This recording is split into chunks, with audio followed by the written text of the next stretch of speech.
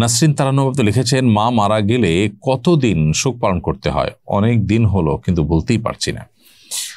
বলতে না পারা দোষের না, এবং বলতে না পারলে কোনো গুনাহ হবে না, তবে আস্তে আস্তে স্বাভাবিক হওয়ার চেষ্টা করতে হবে। আর মা মারা গেলে তার জন্য, সন্তানের জন্য আনুষ্ঠানিক বা সিস্টেমিক্যাল বিধিসম্মত বিশেষ কোনো শোক পালনের বিষয় নয়। তবে এটা ঠিক নবী সাল্লাল্লাহু আলাইহি ওয়াসাল্লাম হাদিসে বর্ণিত হয়েছে যে 3 দিনের বেশি কোনো প্রকার শোক পালন করা যাবে না।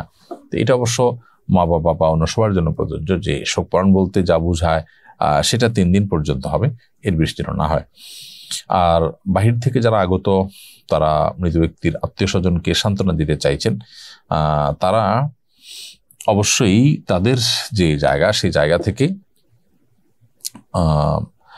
আত্মীয় স্বজনের খোঁজ খবর রাখবেন এবং 3 দিন পর্যন্ত তাদের মেহমানদারি করবেন, পারলে আরো বেশি সময় তাদেরকে মেহমানদারি করবেন।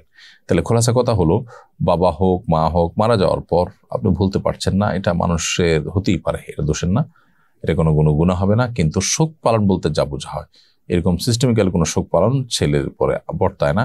স্বামী মারা গেলে স্ত্রীর জন্য 4 মাস 10 দিন শোক পালন করতে হয়, সেটি বিবাহ না করে স্বামীর সংসারে বা স্বামীর ঘরে নিজেকে 4 মাস 10 দিন অবস্থান করিয়ে মূলত শোক পালন করতে হয়। এমনি শরীফুল ইসলাম লিখেছেন, মৃত ব্যক্তির সামনে কোরআন পড়া যাবে কিনা? মৃত ব্যক্তির সামনে কোরআন পড়তে কোনো অসুবিধা নেই, বিধি নেই, নিষেধ নেই। তবে মৃত ব্যক্তিকে শুইয়ে তার লাশের সামনে ভাড়াটিয়া কোরআন তেলাওয়াতকারীদেরকে এনে কোরআন পাঠ করানো হয়।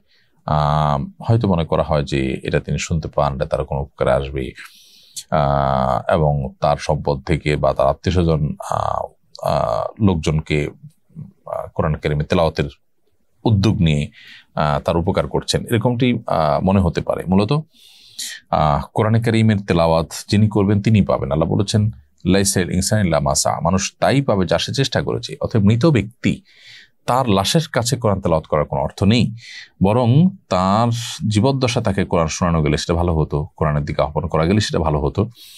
এখানে শিক্ষা নিয়ে আমরা জীবদ্দশাতে কোরআনকে শিখি, কোরআনকে জানি, কোরআনকে বোঝার চেষ্টা করি এবং আমল করার চেষ্টা করি। মরার পর আমাদেরকে লাশে পাশে কোরআন তেলাওয়াত করলেও আমাদের এই তেলাওয়াত কোনো আল্লাহর আযাবকে বন্ধ করতে পারবে না বা আমাদের আল্লাহর কাছে সওয়াব ও মর্যাদা বাড়াতে পারবে না। অতএব মৃত ব্যক্তির সামনে ওই উদ্দেশ্যে কোরআন তেলাওয়াত, আমাদের সেটা যে কোরআন তেলাওয়াত হয়, টাকা পয়সা বিনিয়োগে কোরআন তেলাওয়াত হয়, সেটা কিন্তু জায়েজ নেই।